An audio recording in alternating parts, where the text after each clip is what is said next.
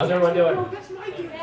We're hanging in. Alright, before I start off, I just want to give a quick shout out to my girlfriend who unfortunately couldn't be here. It's like, I love you, honey. You feel better. Alright. Are we taping? Yes, Alright, that being said, hello everybody, and welcome to My Little Pony What Works Live! I'm your host, the voice of reason. If this is your first time seeing My Little Pony What Works, either in recorded or live form, well, all I can say is you people are bigger masochists than me. Now, I hear you saying, wait a minute, aren't you just copying Linkara with his live reviews? To which I say, where have you been the past 5 years? Yes, I'm indeed copying the formula Linkara put out, reading from a script, and talking about something in live form instead of recorded form. And, of course, I'm recording myself to make me and everyone at the panel look like a fool.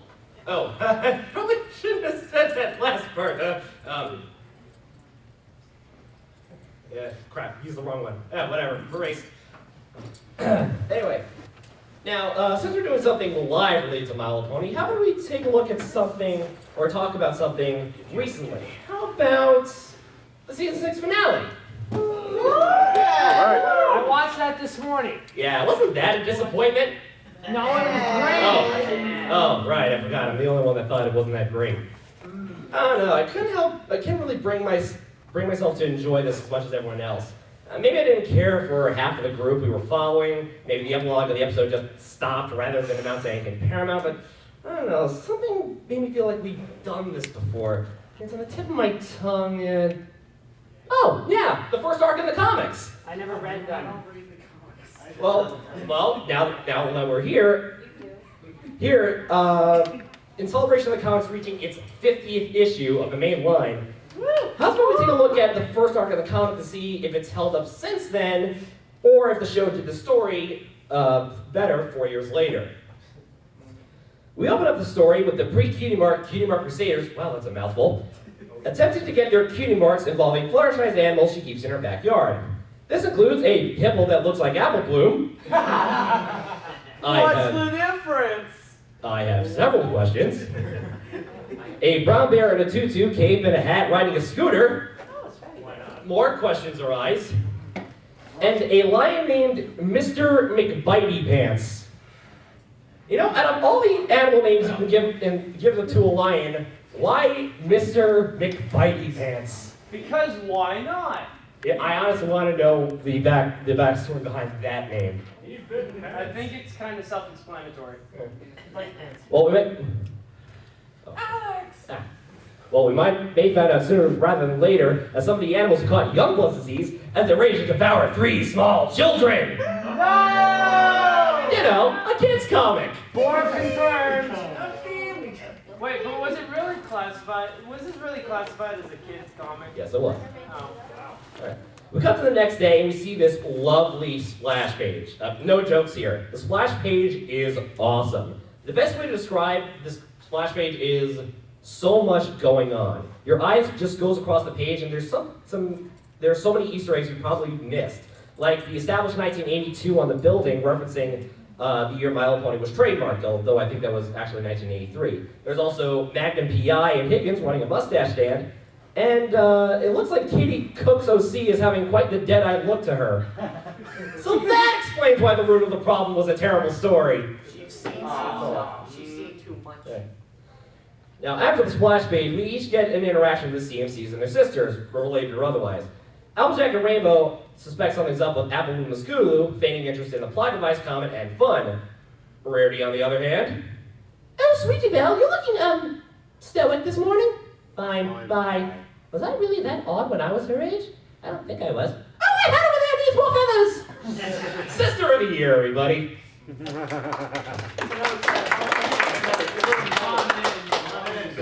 Well, the vacant, apathetic expressions appear to have spread beyond the CMC, as most of the town now have the drooling muzzles and blank stares. Though, to be fair, that's the same reaction I had after watching the Warcraft movie. Every pony in town is acting so strange today. I've been trying to plan a viewing celebration for the Secretariat comment this week, and I can't get anybody to listen.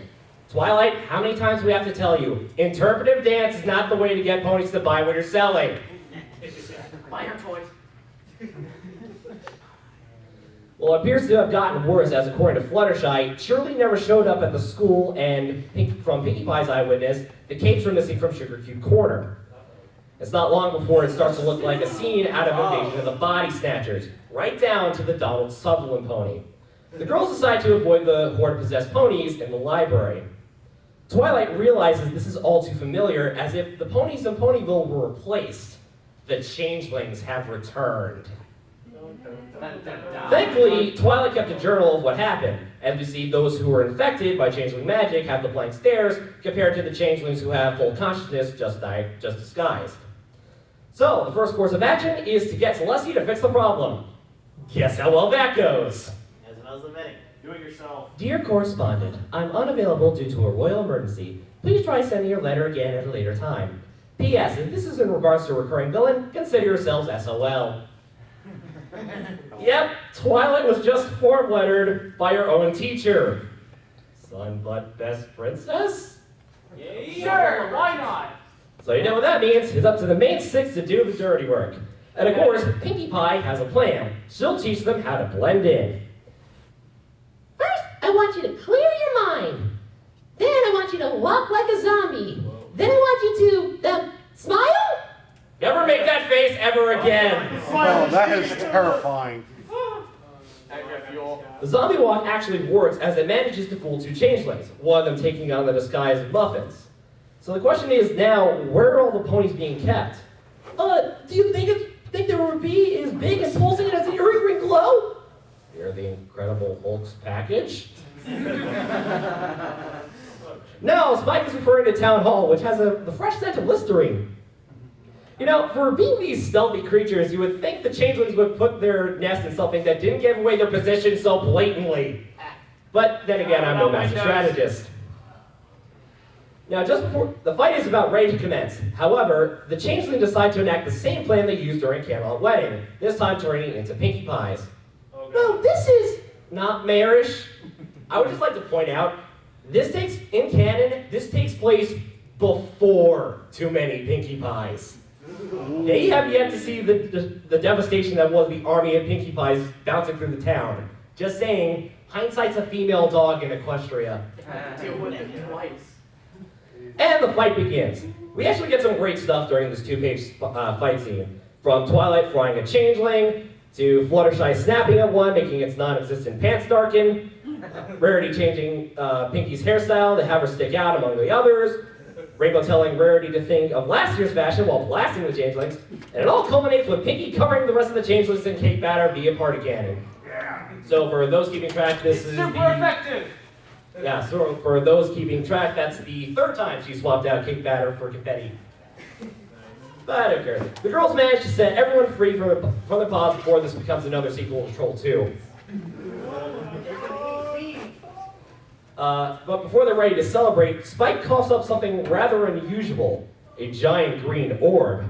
But was it from the princess? No. For you see, it is here we find out the true villain of the arc is...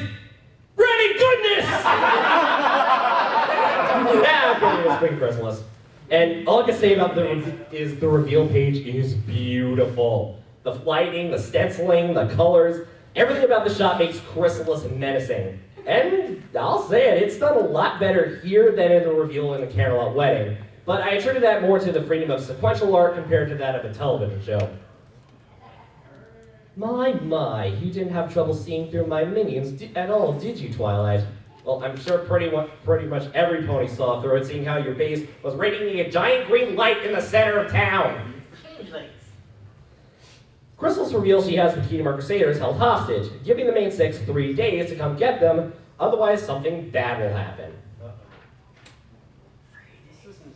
Twilight ponders about why Chrysalis only gave them 3 days' time. She realizes that this will be when the Secretariat Comet, as I mentioned earlier, will pass by Equestria, giving all magical creatures unknown effects. Which explains why Celestia sent the form letter about the Camelot emergency, just prepping for the comet's effects. And thus, the girls set forth in their adventure, through unknown peril to rescue the Kingdom Crusaders, knowing full well this could be a trap. Very funny. Issue 2 opens up with the girls on the trail to find the changeling hideout. Thankfully, there's a path that passes through the mines that will take them right to the Queen's lair. That sounds dark and spooky. Through the mountain? Let's just go over it. We can't all fly, Rainbow Dash. I sense indecision among the group. What do you think, Frodo? We will go through the mines.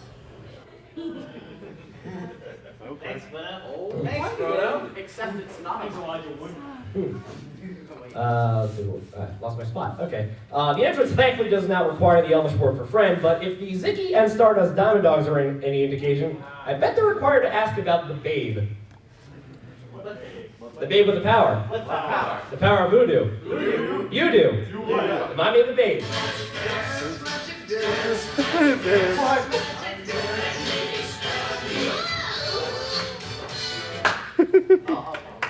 As the girls enter the cave, thank you.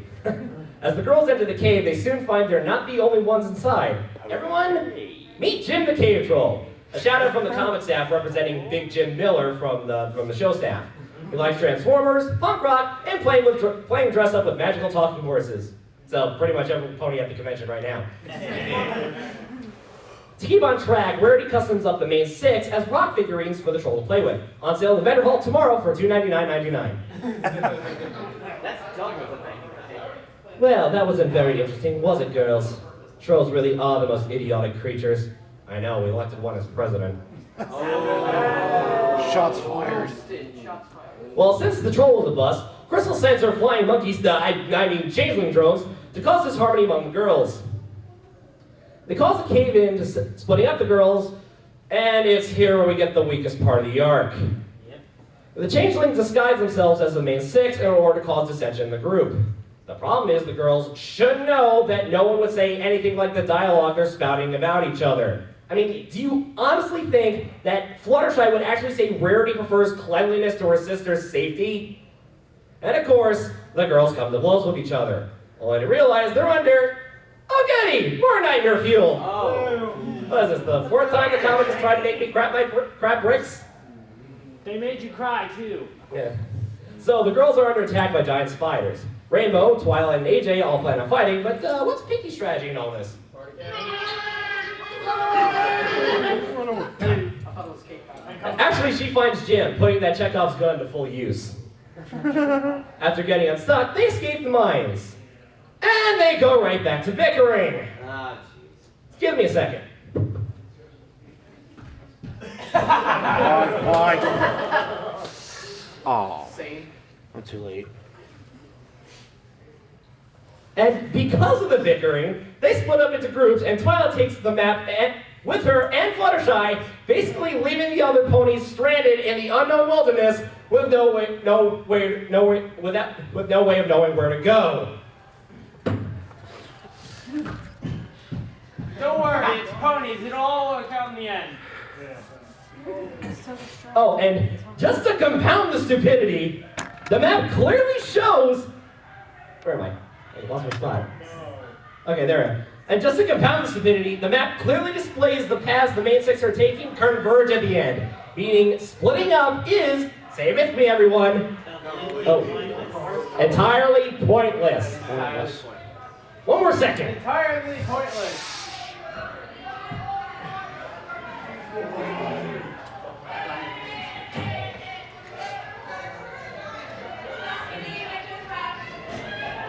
I think I read that one.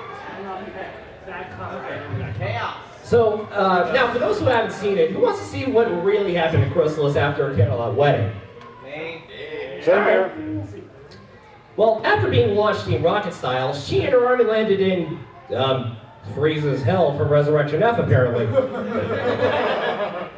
Unfortunately, they're too weak to retaliate. What's a changeling queen to do? These creatures are very loving. And we do feed on love. Oh. Oh, good. More nightmare fuel.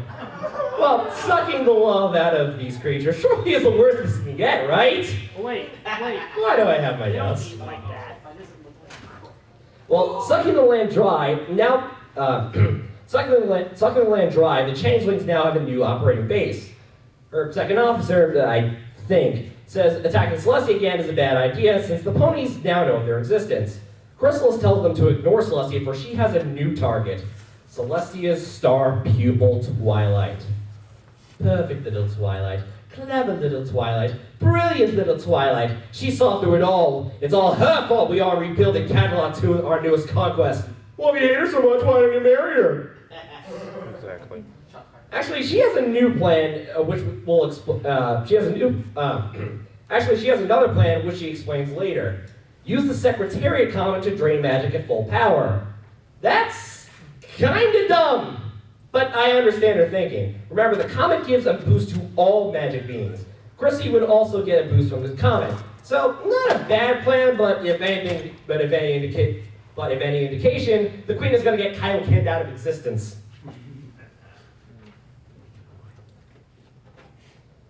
We cut to the present day, where Chrissy was just finishing telling the story to the captive CMC. Alright, I've been ignoring the CMC for this long, and it's for two reasons. One, they're demonstrably stupid in this arc. I know this is still post-season 2 CMC, but the talk about the Kingdom Arcs is showstoppers levels of painful. The other is they really don't have a purpose in the story other than to get captured. I mean, sure, they're kids and no one wants to see them in harm, but they're having the time of their lives with these non-sequiturs constantly. But I'll admit, at least in some funny moments, that Chrysalis just reacting to the nonsense. We come back to Fluttershy and Twilight thinking about what happened not too long ago. Fluttershy, being the voice of reason, says it was sort of cruel to take the map with them, leaving the others stranded, and even Twilight admits splitting up was a bad idea. I referred you to my rant 4 minutes ago. Meanwhile, Rarity and Applejack act like a married couple as they sit down for dinner. I ship it. So basically every rare Jack ship fic ever created. On Pinky and Rainbow's side, Rainbow speculates all the infighting among the group was the changeling's fault. And yet you still fell for it. You morons. Pinky gets an idea that will surely fend off the changelings. Okay, Pinky's showing her true colors. Let's see what... That's terrifying. What? Really? So here's the plan. Next time we face the changelings, we all wear costumes of ourselves. Okay, that's unorthodox, but yeah, I got nothing. What? Oh look, she even brought a costume for Rainbow Dash. Oh my god. What? Where did she keep That's that? It's gonna be a very long night. I feel you, Dashy. Now, all that was reported by a couple of changeling scouts. The CMC are having none of it. My sister and her friends are gonna stop you. They're brave and strong and amazing. They helped defeat you once, they can do it again. You're all quite innocent still to believe in such fairy tales, says the creature who was defeated by the power of love. That's pretty risky, to be honest. What are you gonna do with that? Well, I don't think much. Maybe just drain the creature of its love, or mildly struggle a kid. Oh my god! Don't panic, don't panic. I'm sure everything's fine. There's no way Chrysalis just curb stomped the poor defenseless creature. He's probably up on a farm in Syracuse with his other family members who couldn't be here. Sell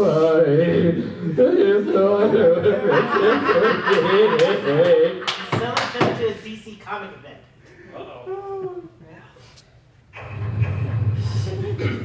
Day 2. Back to Twilight, while looking at the map, they managed to fall into the same hole that Silverpool fell in during his daring don't review. See, this is why you need to turn on voice directions when working with a map. Thankfully, Twilight can teleport right into the presence of a chupacabra. Well, as long as they don't look like goats, I'm sure they... Oh, they are so chupacabra poop. Uh-oh. Meanwhile, Rarity and AJ are traveling through a forest of giant flowers. Rarity, being Rarity, decides to take one of the flowers as design inspiration. But since we're still deep into unknown territory where literally everything can kill you, the flowers Rarity picked are actually sentient. Running away from a bunch of flowers, pansies. Or are they tulips? Lilacs? Well, before their fate is even worse, being chased by flying plants down a raging river headed toward a waterfall, nothing but a log. Sounds like an average day for Milo Murphy. Rarity demonstrates some ingenuity and uses the flying plants as parachutes. See, I know these plants would be useful. We're floating off into the great unknown on parachutes that want to eat us. What part of this is okay? Look, already it's half empty. It says half full. Stop that! Alright. Pinky and Rainbow, meanwhile, managed to find a herd of jackalopes that are so cute you can eat their little faces off. Oh, sorry, I misread that. The jackalopes are so cute, they'll eat your faces off. Man, I really gotta get my glasses fixed.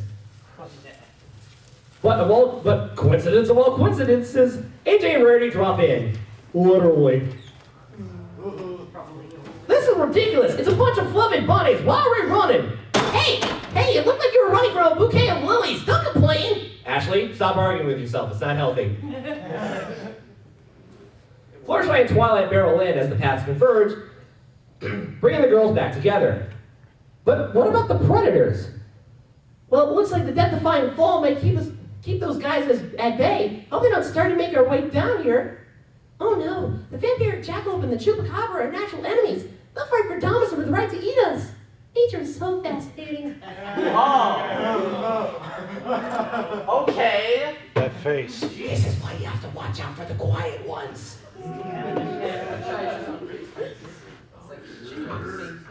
And as with any spat, everyone apologizes for acting like idiots. And now, on to the final issue. Day 3. I know what that's from now. The girls arrive to the Queen's base and... Okay, this has been bugging me since issue 1, and I love the artwork, facial expressions and all, but there's one thing that really bugs me about Andy Price's artwork. Rainbow Dash's wingspan is huge! Look at the size of that! It rivals Celestia's! A couple of panels later, Fluttershy is the same thing. I bet if you show this image to Flurry Heart, her first words would be, DAMN! As the girls are about to have fun storming the castle, Twilight reminds them Chrysalis is still unpredictable. As a magical being, anything can happen with her. The rest of the girls say that they can just rely on Twilight's magic to take this head on. So, anyone know the over-under for this biting everyone in the flank later? Yeah. Okay, I'll take those odds. Woo! My sister's here! You're going down! Yeah, her sister's here! You're going down! What about your sister, Sweetie Belle? Yeah! Rainbow Dash is here! You're going down! Huh, I guess that's the sort of your joke I made. It goes both ways. By the way, I just love the fact that Rarity's looking at the word balloon. Little Twilight, you're almost here. Your friends' emotions will make a fine feast for my subjects. But you're for me. This is gonna turn into 50 Shades of Hay, isn't it? Is that an actual story? Golly. No. Meanwhile, still outside the castle, the girls find it a little odd that Chrysalis's army is nowhere to be found. Rainbow still has the right mind that this is indeed a trap. That's pretty much confirmed when we get the traditional creaky door opening to let the girls into the castle.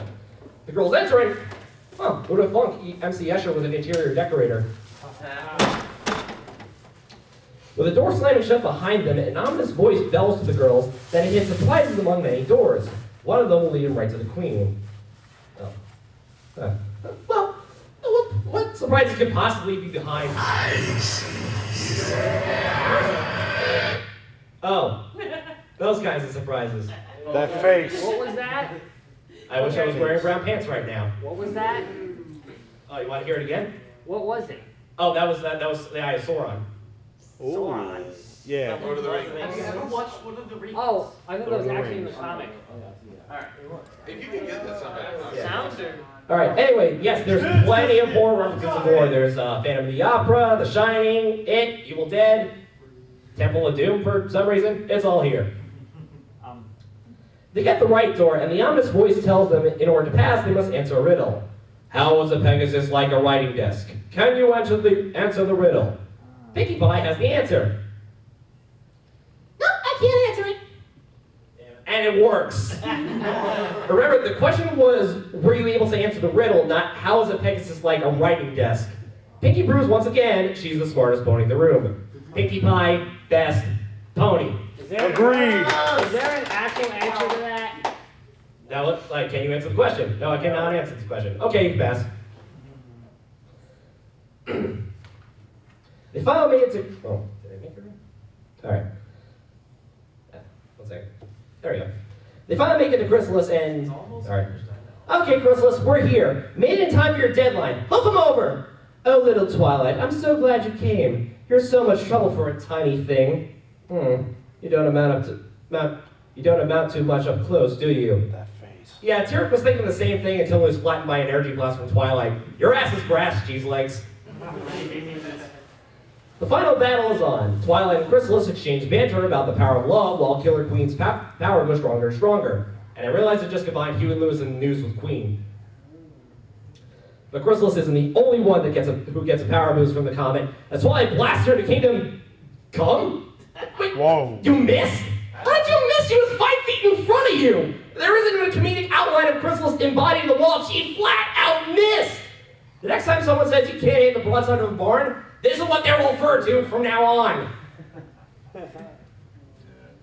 But now there's a change of plan. Seeing the destructive capability Twilight has, and will have in 2 seasons, Chrissy alters the deal. Become her pupil, and her friends go free. She even convinces Twilight by physically torturing her friends to join the dark side. However, Chrissy alters the deal once more. Saving your friends is a nice sentiment, really, but I'll still drain you of your love, just not your magic.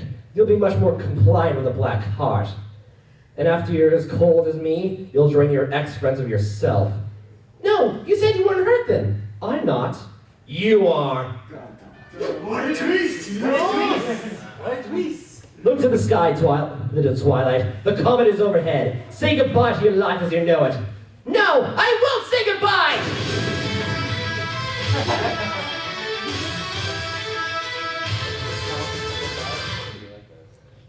Yeah, okay, so you know how Linkara had wanted that splash page of the Titans scoring off against the Justice League as a poster? This I want as a poster for my room, stat. Awesome. Without the text. Yeah. So, Twilight proceeds to beat down Chrysalis physically and verbally. She spouts the things Chrysalis wishes she could have, claiming her envious motivations as her true weakness. All while frying her face off with concussive blasts. Oh, wrong spot. There we go. All while frying her face off with concussive blasts. With one final explosive energy attack, Chrysalis is defeated. And with this shot, all I can thinking about is this. Huh, I think we may have just killed a man. If anyone asks, Jaden did it. Yeah. Wait, what? So the day is saved. Celestia arrives with Spike as they appear to have battle scars from an actual threat in Camelot. Turns out there was a giant cockatrice, and Spike and Celestia have the battle scars to prove it. According to Celestia, the comet affected elsewhere, including a giant marshmallow monster attacking Manhattan. Well, as long as whoever fighting it wasn't crossing the streams, I'm sure they're fine. Everyone sits down to talk about their stories, and our comic ends with the Pinky costume guarding Chrysalis and her minions with an impossible riddle. Oh, the hilarity. So, that was the return of Queen Chrysalis. Now, what did the comic do better than the show, and vice versa? Well, let's start with the group we were following. In the comic, every one of the girls I actually cared about, but for the second issue, they acted like idiots. They fixed that in the 3rd issue, but it still felt contrived with them splitting up only to reunite again. The show, I only cared for half the characters we were following, Thorax and Discord. However, they didn't act like idiots because there was a major non-magic disadvantage, and them getting picked off one by one felt natural in terms of the story progression. The ponies captured in the episode were very important ponies, but it felt like the royal family and the main 6 were nerfed in one night in order for the changelings to actually get an advantage. The CMC getting captured in the comic makes sense because of kids, but it felt like they were having the time of their lives while being held captive. There is an argument I can actually make for the comic actually being beneficial to the season finale. Since Chrysalis underestimated Twilight's magical abilities in the comic arc, it makes sense for the Queen to have an anti-magic shield in her throne room to prevent any unexpected magical surge disadvantages in her future. I guess it really comes down to personal preference with both stories. Personally, I prefer the comic. The climax was better, the jokes were funnier, and, again, probably an advantage for the sequential art animation. The art was to my liking compared to the season 6 finale. That's all for now, but I'm the voice of reason. I hope you enjoyed the live review.